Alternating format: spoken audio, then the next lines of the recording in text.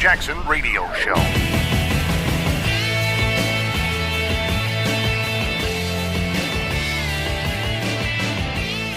Holy cow. I don't know how we're going to get through everything here. Welcome back, everybody. Kevin Jackson here. Because, look, there's so much to talk about. This Russian collusion thing has exploded. It's completely been debunked. I want to cover the story. We wrote about it.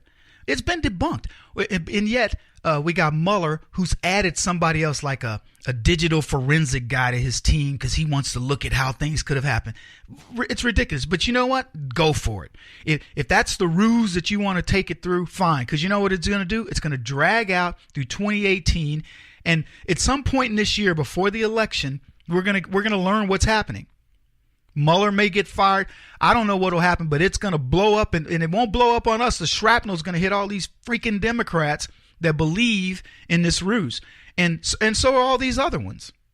All this other selling of stuff. You know, this the war against men that I talked about just a few minutes ago in the first segment.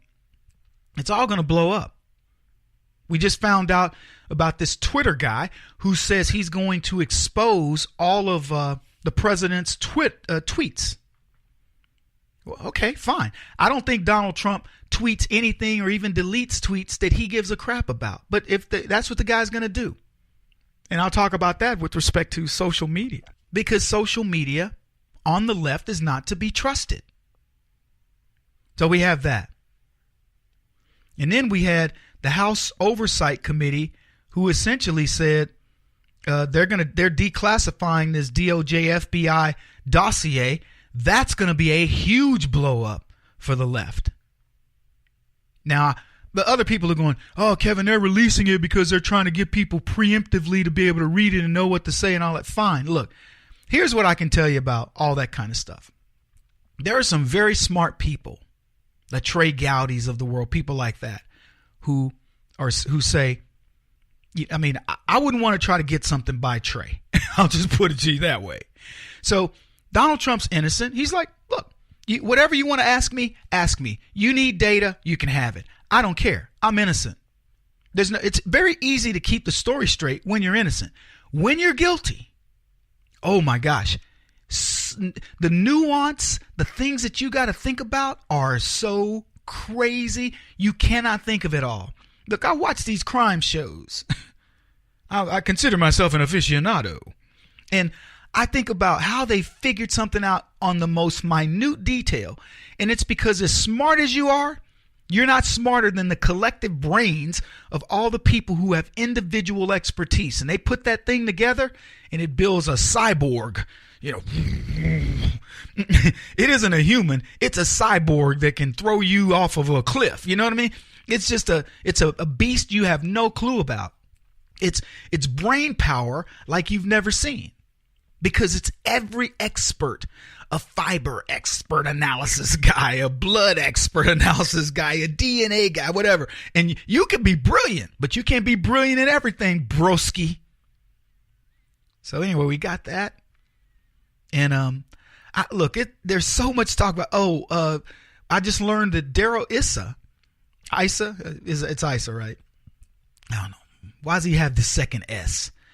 Daryl Issa is gonna retire. Another congressman retiring. Now look, Issa's worth, I heard, $180 million. No, it's more than that. It's like $600 million. He's very wealthy. I don't know why he's wasting his time in Congress anyway. But yeah, he's gonna retire. So we could talk about that. There's tons to talk about, but I want to begin by talking about some irony, a bit of irony. Now this is back on Golden Globes, but I just want to explain how things work in Hollywood. See, Hollywood feminist women haven't finished going after Hollywood feminist men. And their timing is impeccable. These powerful feminists seem to time their release of information with the precision of an Ali jab. Basa! And the latest to get love tapped is Golden Globe winner James Franco. Now, you probably didn't watch it. I didn't watch it either. And I'm not a fan of James Franco at all. He is a vapid leftist. I can't stand the dude. I don't even watch his films anymore. When I would see him before, he's an affable guy. He's the kind of guy, he looks like he's fun to hang around, kind of goofy and everything else. But now I see him and I go, nope, total leftist, won't watch his films, click. Not even was it Spider-Man? Yeah. I don't watch Spider-Man with a minute, excuse me. But anyway, 2 women came forward on Twitter and accused James Franco of sexual harassment. And both these actresses pointed out how hypocritical it was for Franco to wear a Time's Up pin to spotlight sexual harassment and assault scandals that have obviously been plaguing Hollywood.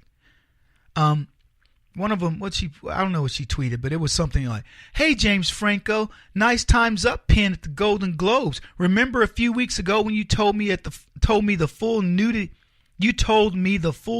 you had me do in 2 of your movies for $100 a day wasn't exploitive because I signed a contract to do it. Time's up on that." Whoa. Yeah, a little dirty laundry there, James. Yeah, so she's mad that she signed up to do a movie, $100 a day, full nudity. Look, I know some dudes they let you stand around, maybe you can even make a little money cleaning up. Don't they have nudie maids? They do. You look at me like I'm crazy. They have nudie maids. It may be called something else, but there are maids who clean people's houses in the nude. I'm not lying. I know this for a fact. Look it up. Google it.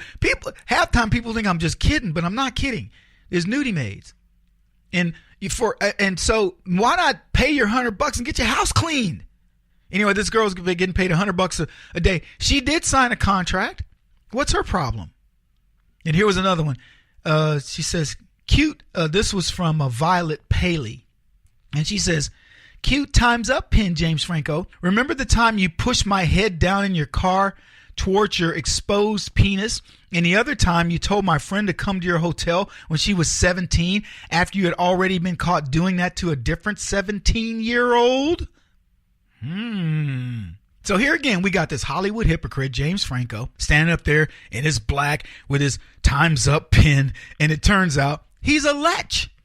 And here's the thing, Hollywood knows it. It isn't like, you have to wonder, is it? And let me go on to talk about this Fox thing, because in 2014, Franco admitted he tried to initiate a hotel hookup with a 17-year-old Scottish tourist. Her name was Lucy Claude, via Instagram and text messages after the conversation leaked between the two. "I'm embarrassed, and I guess I'm just a model of, how society is tricky," he revealed during an appearance on Live with Kelly and Michael. It's the way people meet each other today. But what I've learned, I guess just because I'm new to this, it's like, you don't know who's on the other end. You meet somebody in person, you get a feel for them, but you don't know who you're talking to. And so I use bad judgment. I learned my lesson. But had he learned his lesson? No, because he did it again. That's what the lady was talking about. But here's the irony. They give an award to the guy who on a night where they're talking about sexual harassment to a guy who's a sexual harasser. That's Hollywood.